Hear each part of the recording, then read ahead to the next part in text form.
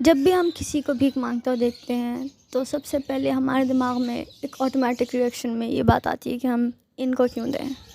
اس طرح کے بہت سے ہیں، ہر دوسرے کونے پہ دو دو تین تین کھڑے ہوتے ہیں، ہم ان کو کیوں نہیں دیں، اس کو کیوں دیں.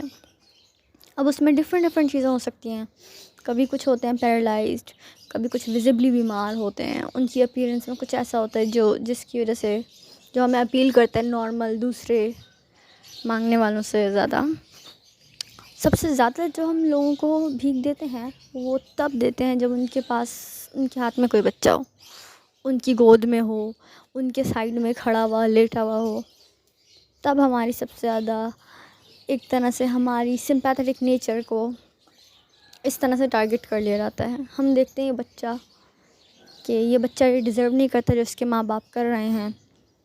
کم از کم اس کو تو کچھ مل جائے کھانے کو، کم از کم اس کے ساتھ تو اچھا ہو جائے. اور یہ سوچ کے ہم ان کو دے دیتے ہیں، اور یہ بات ان کو اچھی طرح سے پتہ ہے کہ ہم اس وجہ سے ان کو زیادہ دیتے ہیں. کیونکہ جب ہم لوگ بچوں کو دیکھ کے دیتے ہیں تو یہ بات ان کے نیٹ ورک میں پھیل جاتی ہے، اور اس کے بعد یہ بچے اغوا کر کے، چوری کر کے، خرید کے اسی وجہ سے لیتے ہیں تاکہ ان کو زیادہ پیسے ملیں، اور ہم دے دیتے ہیں ان کو. تو اس سچویشن میں ہمیں کیا کرنا چاہیے؟ ہم ان بچوں کا، ان لوگوں کا، ناٹ ان بھکاریوں کا نہیں، بچوں کا ہم پہ یہ حق ہے کہ ہم ان کا خیال کریں. ہمارے دین میں یہ گداگری کو بہت برا سمجھا جاتا ہے، اور آپ صلی اللہ علیہ وسلم نے خود بھی ان کو ان کو چیزیں دی انویسٹ کرنے کے لیے. انہوں نے ان کو بھیک نہیں دی جو ان سے مانگنے آئے. تو ہم کیوں ان کو پیسے دیں؟ ہم کیوں بچوں کو دیکھ کے ان کو پیسے دیں؟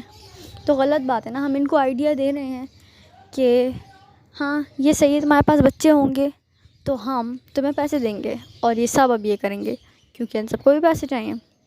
تو ہمیں کیا کرنا چاہیے؟ ہمیں ان کو پیسے دینے بند کرنا چاہیے، اور ہمیں ان کو بتانا چاہیے ہم ان کو پیسے کیوں نہیں دے رہے. کیونکہ یہ لوگ یہ ہماری سمپتھی ڈیزرو نہیں کرتے. یہ ان کے لیے صحیح نہیں ہے اگر ہم ان کے اوپر ترس کھائیں اور ان کو دیں، کیونکہ ان کو اصل میں ضرورت نہیں ہوتی. یہ کیپیبل ہوتے ہیں زیادہ تر، یہ کر سکتے ہیں جاب، یہ خود سب کچھ کر سکتے ہیں، لیکن یہ چوز کرتے ہیں بھیک مانگنا. اور یہ اس کے بعد بچوں کا فائدہ اٹھاتے ہیں، اور ان بچوں نے کوئی غلط کام نہیں کیا پیدا ہونے کے علاوہ، جس میں بھی ان کی چوائس نہیں تھی.